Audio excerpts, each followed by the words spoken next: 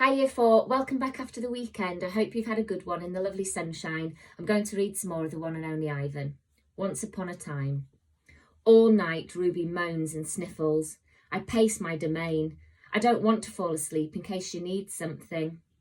Ivan, Bob says gently, get some sleep, please, for your sake and for mine. Bob can't sleep unless he's on my stomach. I hear her stirring. Ivan, Ruby calls. I rush to my window. Ruby, are you all right? I miss Aunt Stella, Ruby sobs, and I miss my mum and my sisters and my aunts and my cousins too. I know, I say, because it's all I can think of. Ruby sniffles. I can't sleep. Do you know any stories the way Aunt Stella did?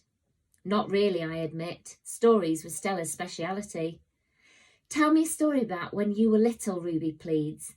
She puts her trunk through the bars. Please, Ivan. I scratch the back of my head. I don't remember things, Ruby, I admit. It's true, Bob says, trying to be helpful. Ivan has a terrible memory. He's the opposite of an elephant. Ruby lets out a long, shivery breath. Oh, well, that's okay. Night, Ivan, and Bob. I listen to Ruby's soft sobs for a long, horrible minute. Then I hear myself saying, once upon a time, there was a gorilla named Ivan, and slowly and deliberately, I try to remember. The grunt. I was born in a place humans call Central Africa, in a dense rainforest so beautiful no crayons could ever do it justice. Gorillas don't name their newborns right away the way humans do. We get to know our babies first. We wait to see hints of what yet might be. When they saw how much she loved to chase me around the forest, my parents decided on my twin sister's name, Tag. Oh, how I loved to play tag with my sister. She was nimble, but when I got too close, she would leap onto my unsuspecting father. Then I would join her and we would bounce on that tolerant belly until he gave us the grunt, the root pigging sound that meant enough. That game never got old, although my father might have disagreed. Mud. It didn't take long for my parents to find my name. All day long, every day I made pictures. I drew on rocks and bark and my poor mother's back. I used the sap from leaves, I used the juice from fruit, but mostly I used mud. And that was what they called me, Mud. To a human, mud might not sound like much, but to me it was everything. Protector.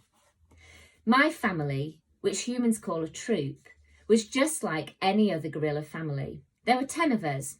My father, the silverback, my mother, and 3 other adult females, a juvenile male called a blackback, and 2 other young gorillas. Tag and I were the babies of the group.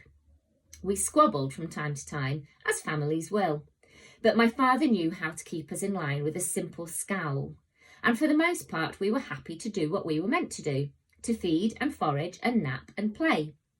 My father was a master at leading us to the ripest fruit for our morning feast and the finest branches for our night nests. He was everything a silverback is meant to be, a guide, a teacher, a protector.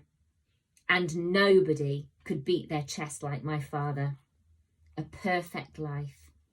Gorilla babies and elephant babies and human babies are not so different, except that a gorilla gets to spend the day riding on his mother's back like a cowboy on a horse. It's a pretty great system from the baby's point of view. Slowly, carefully, a young gorilla begins to venture further and further away from the safety of his mother's arms. He learns the skills he will need as an adult, how to make a nest of branches, weave them tightly or they'll fall apart in the middle of the night. How to beat your chest, cup your palms to amplify the sound. How to go vining from tree to tree. Don't let go. How to be kind, be strong, be loyal. Growing up gorilla is just like any other kind of growing up. You make mistakes. You play, you learn, you do it all over again. For a while, it was a perfect life. The end. One day, a still day, when the hot air hummed, the humans came. Vine. After they captured my sister and me, they put us in a cramped, dark crate that smelled of urine and fear. Somehow I knew that in order to live, I had to let my old life die. But my sister could not let go of our home. It held her like a vine, stretching across the miles, comforting, strangling. We were still in our crate when she looked at me without seeing, and I knew that the vine had finally snapped. The temporary human. It was Mac who pried open the crate, Mac who bought me, and Mac who raised me like a human baby. I wore diapers, I drank from a bottle, I slept in human beds, sat in human chairs, listened while human words swarmed around me like angry bees. Mac had a wife back then. Helen was quick to laugh, but quick to anger too, especially when I broke something, which was often. Here is what I broke while I lived with Mac and Helen. 1 crib, 46 glasses, 7 lamps, 1 couch, 3 shower curtains, 3 shower curtain rods, 1 blender, 1 TV, 1 radio, 3 toes. They were my own. I broke the blender when I squeezed 3 tubs of toothpaste and a bottle of glue into it. I broke my toes attempting to swing from a lamp fixture on the ceiling. I broke 46 glasses. Well, it turns out there are many ways to break glass. Every weekend, Mac and Helen drove me in their convertible to a fast food restaurant where they ordered me French fries and a strawberry shake. Mac loved to see the expression on the cashier's face when he drove up and said, "Could I have some extra ketchup for my kid?"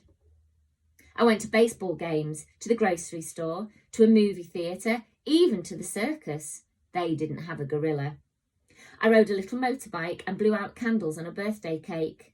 My life as a human was a glamorous one, although my parents, traditional sorts, would not have approved. Okay, I'll finish there and Mrs. D is going to take over tomorrow. Bye.